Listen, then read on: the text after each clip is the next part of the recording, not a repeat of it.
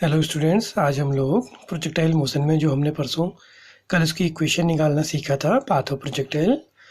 आज हम उसी में उसके फ्लाइट टाइम, मैक्सिमम हाइट और उसकी रेंज, तीन चीज़ें निकालना सीखेंगे। और ये हम बिल्कुल एक नई मेथड से सीखेंगे। नॉर्मली ये टेक्निक बुक्स में नहीं दी गई होती है, तो इसको आप लोग ध्यान से देखना। ये दूसरी टेक्निक से हम सीख रहे हैं, ये उस टेक्निक से ज़्यादा सरल है जो आपको बुक्स में दी गई है। तो बच्चों, ये हमारा पाथ ऑफ प्रोजेक्टाइल था जो एक पैराबोला के आकार का होता है, परवलय आकार होता है। तो हम क्या करते हैं, जहाँ से हमने इस ऑब्जेक्ट को थ्रो किया है, मान लिया ये इनिशियल थीटा एंगल पर, और इसकी इनिशियल वेलोसिटी थी मान लिया u, ठीक है। तो इस तरह से हमने इसको थ्रो किया। इसके वेलोसिटी के दो कंपोनेंट होते हैं, ये हॉरिजॉन्टल होता है और ये वर्टिकल। तो ux बराबर होता था u cos थीटा, और जो ui है वो कितना होता है u sin थीटा, ठीक है। अब हम इसके आगे करेंगे, जहाँ से इसने मोशन शुरू करा वहाँ से हम एक x और y एक्सिस ड्रॉ कर लेते हैं, और ये हमारा इसको ओरिजिन मान लेते हैं, ठीक है। ये इसका मैक्सिमम हाइट वाला पॉइंट हो गया।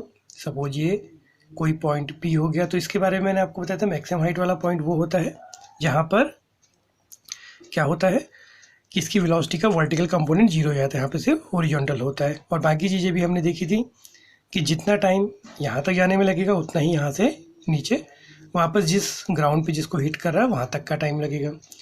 तो यानी कि अगर हम इसको सेक्शन को दो हिस्सों में डिवाइड कर दें, तो मीनिंग क्या है कि ये पार्ट और ये पार्ट अगर हम इसको ए बोल दें, तो this part O A is equal to A B, यानी कि ओ ए की रेंज और ए क्यू आपस में क्या होंगे, बराबर होंगे। ये हमने सब परसों पढ़ चुके थे।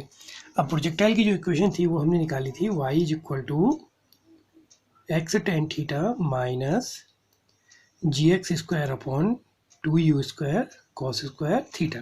तो हम इसको बिना किसी, जिसको हमने इसी इक्वेशन से हम लोग आज इसका फ्लाइट टाइम और जो ये मैक्सिमम हाइट है यानी कि ये वाली ऊंचाई, इसको हम h कह दें, तो ये निकालना हम सीखेंगे।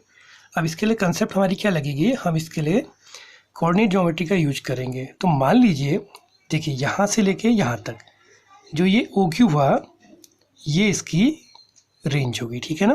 तो ये रेंज एक्स एक्सिस पे, अगर मैं इसके कोऑर्डिनेट की बात करूँ तो इसके कोऑर्डिनेट क्या हो सकते हैं। मान लीजिए ये इसको, जैसे नॉर्मली हम लोग रेंज के लिए क्या टर्म यूज करते हैं, कैपिटल आर यूज करते हैं।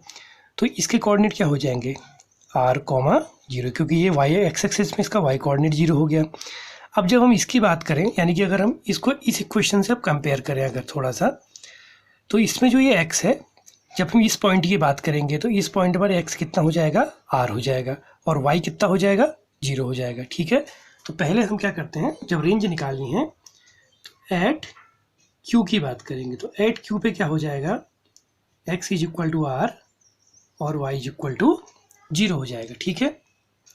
इन दोनों वैल्यूज को इसमें रखेंगे। देखिए आज एक नई टेक्निक है, हम इसी में वैल्यू रख के सारी चीज़ें निकालना सीखेंगे। तो इसमें y को 0 कर दिया, x को हमने r रख दिया, r टेन थीटा, फिर r square two you square cos square theta. तो ये इक्वल कर दें तो ये आ जाता है r tan theta minus g are square upon two you square cos square theta, ठीक हो गया। अब हम इसको डिवाइड कर दें, इसको लिख दें sine theta upon cos theta में, तो ये G are square upon two you square cos square theta. तो देखिए बच्चों, इससे इसकी एक पावर कैंसिल हो जाती है, दो थी तो एक हो जाएगी, आर स्क्वायर से इसकी एक पावर कैंसिल होकर कम होके एक आ जाएगी। तो ये क्या बचा यहाँ पर, sine theta is equal to G R upon two you square cos theta. तो आर इक्वल क्या बन गया, U square two sine theta cos theta upon जी।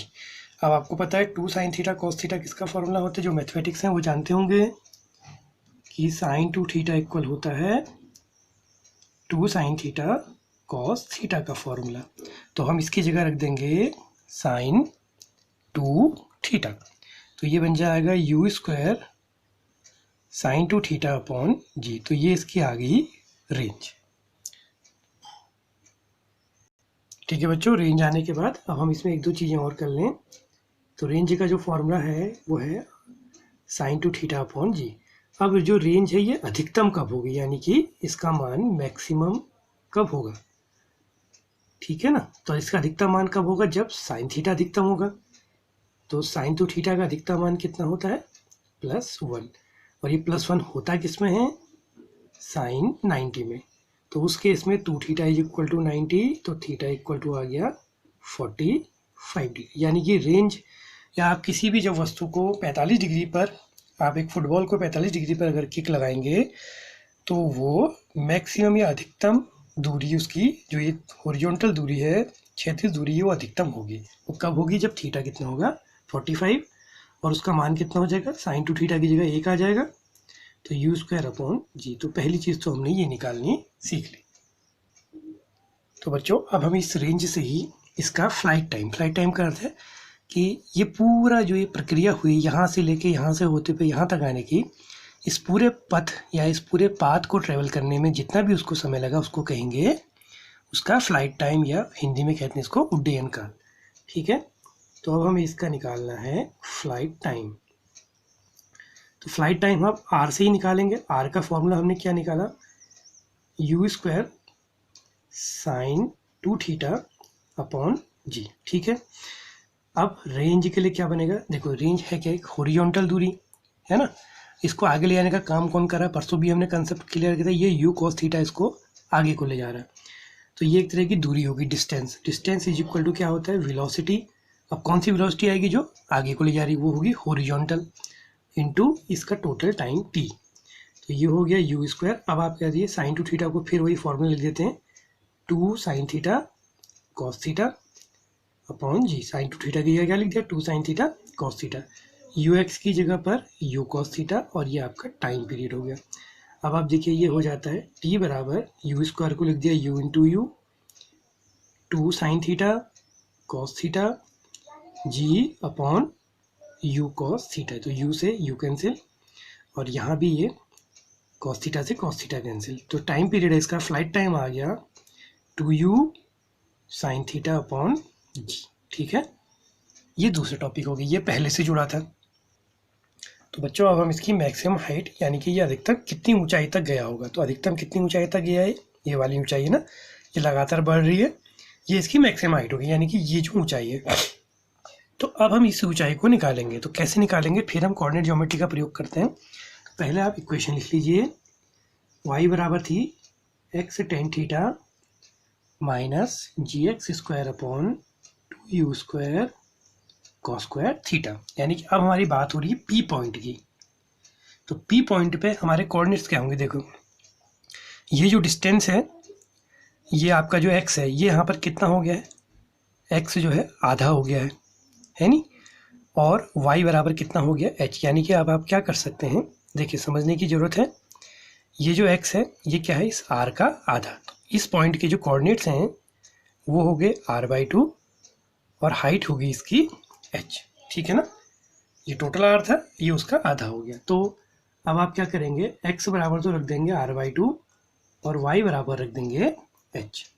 तो ये आ गया h is equal to r/2, tan theta को लिख देते हैं sin theta upon cos theta minus g upon 2u² cos² theta, और ये हो गया x की जगह पर r/2 रखेंगे तो r² बाई कितना हो जाएगा, ये 4 हो जाएगा, ठीक है। इसको और सिंप्लीफाई करते हैं, r की वैल्यू हमने निकाली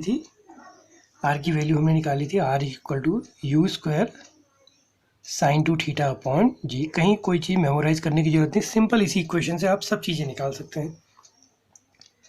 तो ये हो गया 2 sign theta cos theta upon जी।